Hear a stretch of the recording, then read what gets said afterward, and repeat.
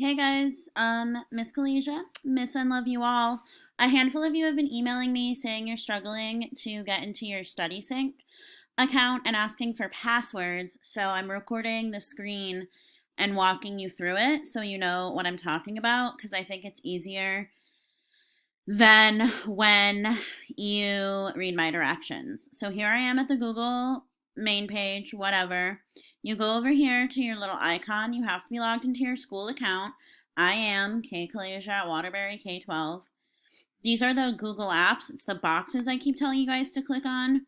You go to it, you scroll down, you go to this red square that says McGraw Hill Education. You might have to hit more to find it.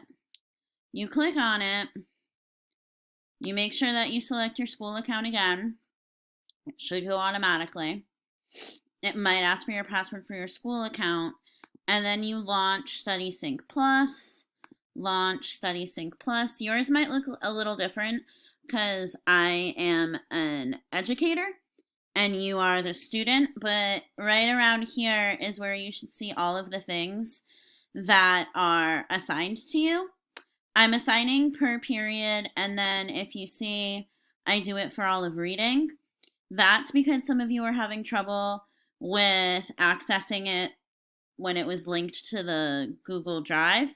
So I did it through just reading, I did it through the Google Drive, whichever works, but when it's an assignment like this and you see two of them, only do one. Got it? I've learned how to do this. I'm so proud of myself.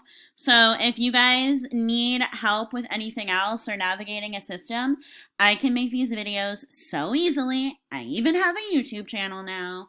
Try not to be too impressed, love bugs, but your teacher is fantastic. I miss you. I love you. I hope all is well and everyone is safe. Oh, I wish that I could have lunch with some of you guys and you can fill me in on all the tea and gossip.